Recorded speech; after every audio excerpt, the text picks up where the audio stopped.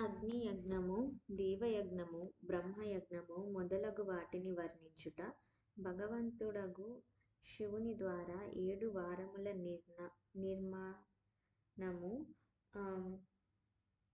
వాటియందు దేవారాధనలను కలుగు వివిధములైన ఫలములను ప్రస్తావించుట.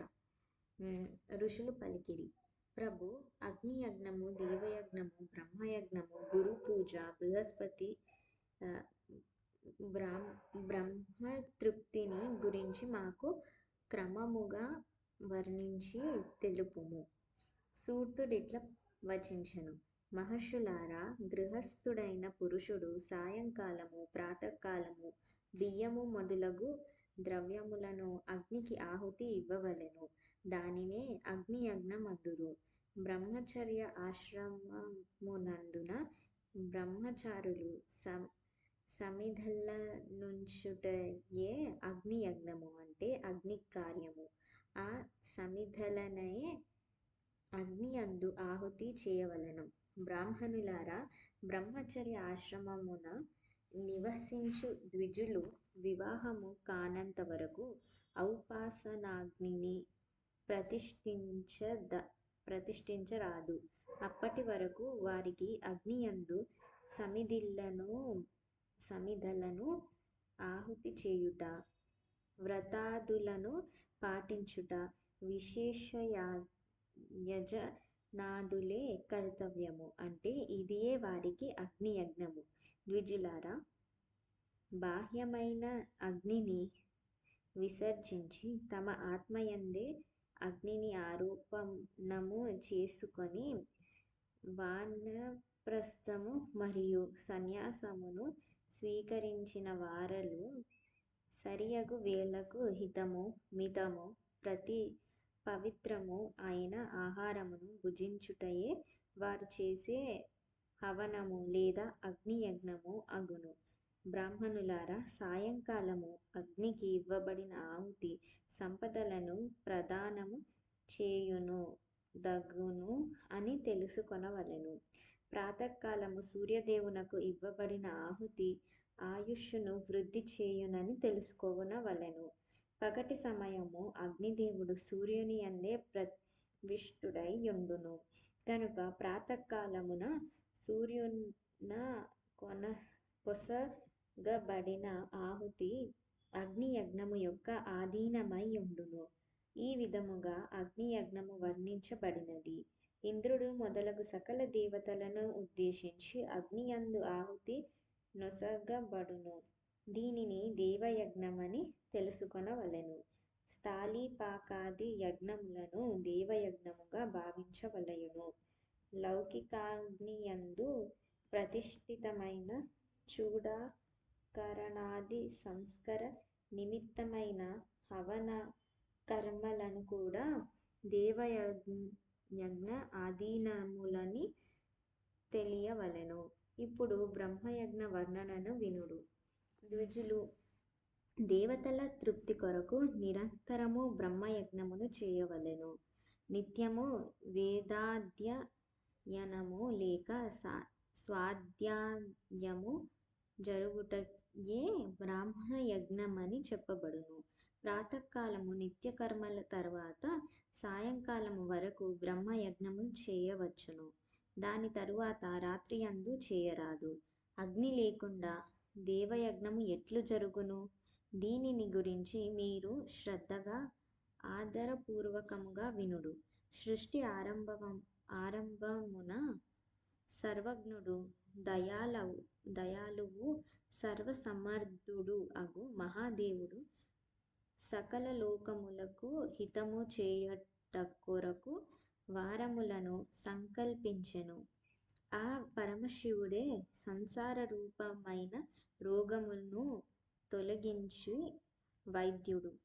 ఆ స్వామి సమస్తము నెరిగినవాడు, సకల ఔషధములకు ఔషధము. మొదట ఆ ప్రభువు ఆరోగ్యమును ప్రసాదించు తన వారమును కల్పించెను. దాని తరువాత తన మాయాశక్తి యొక్క వారమును తయారు చేసెను. అది సంపదలను ప్రసాదించును. జ్ఞాన జన్మకాలమందు దుర్గతులతో చిక్కుకున్న బాలికల రక్షణార్థము ఆ స్వామి కుమార వారమును కల్పించెను. దాని తరువాత సర్వసమర్థుడగు మహాదేవుడు సోమరితనమును పాప నివృత్తి కొరకు సకల లోకములకు హితమొనరించు తలంపుతో లోకరక్షకుడు భగవంతుడగు విష్ణువారమును సృష్టించెను. తరువాత సమస్తమునకు ప్రభువు భగవంతుడగు శివుడు పుష్టి మరియు రక్షణ కొరకు ఆయుష్షునకు కర్తయై మూడు లోకములను సృష్టించిన పరమేష్ఠియగు బ్రహ్మ యొక్క ఆయుష్కరమైన వారమును తయారు చేసెను. దాని వలన సకల జగత్తునకు ఆయుష్షు సిద్ధించగలదు. తరువాత త్రిలోక వృద్ధి కొరకు మొదట పుణ్యపాపములను రచించెను. వాటిని చేయు ప్రజలకు శుభ అశుభ ఫలములను నొసగుటకు పరమాత్ముడు శివుడు ఇంద్ర యమధర్మరాజుల వారములను నిర్మించెను. ఈ రెండు వారములు క్రమముగా భోగములు నొసగును ప్రజలకు మృత్యు భయమును తొలగించును. దీని తరువాత తన స్వరూపములే అయి ప్రాణులకు సుఖదుఃఖములను సూచించు సూర్యుడు మొదలగు 7 గ్రహములను పైన చెప్పిన 7 వారములను అధిపతులనుగా పరమశివుడు నిశ్చయించెను. ఇవన్నీయు గ్రహ నక్షత్రముల యొక్క జ్యోతిర్మయ మండలమునందు ప్రతిష్ఠితములై యున్నవి. శివుని వారము లేక దినమునకు ప్రభువు సూర్యుడు, శక్తి సంబంధమైన వారమునకు అధిపతి సోముడు, కుమార సంబంధమైన దినమునకు అధిపతి మంగళుడు, విష్ణువారమునకు స్వామి బుధుడు, బ్రహ్మ యొక్క వారమునకు యజమాని బృహస్పతి, ఇంద్రవారమునకు స్వామి శుక్రుడు, యమవారమునకు అధిపతి శనైశ్చరుడు. ఈ వారములలో చేయబడిన ఆయా దేవతల యొక్క పూజలు మనము కోరిన ఫలములను ప్రసాదించును. సూర్యుడు ఆరోగ్యమును, చంద్రుడు సంపదలను నొసగుదుడు, మంగళుడు వ్యాధులను నివారించును, బుధుడు పుష్టి నొసగును, బృహస్పతి ఆయువును వృద్ధి చేయును, శుక్రుడు భోగములను సగును, శనైశ్చరుడు మృత్యువును నివారించును. 7 వారముల యొక్క ఫలములు క్రమముగా చెప్పబడినవి. ఆయా దేవతలను సంప్రీతులను చేయుట వలన ఈ ఫలమును ప్రాప్తమునగును. ఇతర దేవతలకు చేయు పూజలు ఫలమును ప్రసాదించువాడు పరమశివుడే. దేవతలను ప్రసన్నులను చేసుకొనుటకు 5 పూజా విధానములు చెప్పబడినవి. ఆయా దేవతల మంత్రములను జపించుట మొదటి పద్ధతి, వారి కొరకు హోమము చేయుట రెండవది, దానము చేయుట మూడవది, తపస్సు చేయుట నాల్గవది. ఏదైనా వేదిక మీద ప్రతిమయందు గాని, అగ్నియందు గాని లేక బ్రాహ్మణ శరీరమందు గాని ఆరాధ్య దైవమును భావన చేసి షోడశోపచారములతో వారిని పూజించుట, ఆరాధించుట 5వ పద్ధతి. ఈ 5 పూజా పద్ధతులలో ఒకదాని తర్వాత ఒకటిగా ఉత్తరోత్తమము శ్రేష్టములు. ఒకవేళ మొదటిది లేనప్పుడు రెండవ దానిని ఆధారముగా చేసుకొనవలెను. ఇట్లే ముందది లేనిచో తర్వాత దానిని ఆధారముగా తీసుకొని దైవ పూజను నిర్వహింపవలెను. 2 నేత్రములు, మస్తకము యొక్క రోగమునకు కుష్టు వ్యాధి శాంతించుటకు సూర్య భగవానుని పూజించి బ్రాహ్మణులకు భోజనం పెట్టవలెను. తరువాత 1 దినము, 1 నెల, 1 సంవత్సరము లేక 3 సంవత్సరములు వరకు ఎడతెగకుండా సాధన చేయవలెను. దీని వలన బలమైన ప్రారబ్ధము సమకూరునచో రోగములు, వృద్ధాప్యము మొదలగునవి నశించును. ఇష్టదైవము యొక్క నామ మంత్ర జపము మొదలగు సాధనలు వారముల వలనే ఫలముల నొసగును. రవివారమును సూర్యునకు ఇతర దేవతలకు బ్రాహ్మణులకు విశిష్ట వస్తువులను అర్పించవలెను. ఈ సాధన విశిష్ట ఫలము నొసగునదగును. దీని వలన విశేషముగా పాపము శమించును. సోమవారము నాడు విద్వాంసులు సంపదల కొరకు లక్ష్మీదేవి మొదలగు దేవతలను పూజించవలెను. ధర్మపత్నితో కూడి బ్రాహ్మణులకు నీతితో వండిన అన్నమును భోజనము చేయుంచవలెను. మంగళవారము రోగముల శాంతి కొరకు కాళికాదేవి మొదలగు దేవతలను పూజించవలెను. పెసలు, మినుములు మొదలగు ధాన్యముతో కూడిన అన్నమును బ్రాహ్మణులకు భోజనము చేయుంచవలెను. బుధవారము పండితులు దధ్యోదనముతో భగవంతుడగు విష్ణుదేవుని పూజించవలెను. అట్లు చేయుటచే పుత్ర మిత్ర కళత్రాదులకు సదా పుష్టి చేకూరును. దీర్ఘాయువును కోరువారు గురువారమును దేవతల పుష్టి కొరకు వస్త్రము, యజ్ఞోపవీతము, నేతితో చేయబడిన పాయసముతో యజనము పూజలు చేయవలెను.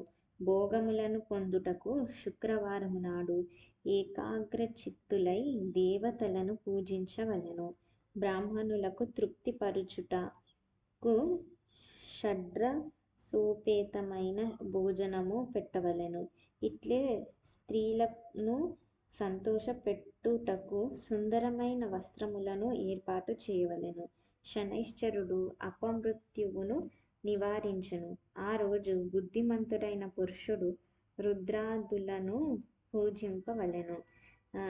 తిలహోమ దానము చేత దేవతలను తృప్తిపరిచి బ్రాహ్మణులకు నువ్వులతో కూడిన భోజనమును పెట్టవలెను. ఈ విధముగా దేవతలను పూజించువాడు ఆరోగ్యాది ఫలములను పొంది సుఖముగా నుండును. దేవతలకు నిత్య పూజలు, విశేష పూజలు, స్నానదాన జప హోమములు చేయువలెను. రవివారము మొదలగు విశేష తిథులు, నక్షత్రములు కలిసినప్పుడు వివిధ దేవతలకు చేయు పూజలందు సర్వజ్ఞుడు, జగదీశ్వరుడు, భగవంతుడగు శివుడే ఆయా రూపములలో పూజలందుకొనును. సకల పూజలకు ఆరోగ్యాది ఫలములను ప్రసాదించును. దేశకాల పాత్రతలను ద్రవ్యమును శ్రద్ధయును లోకానుగుణముగా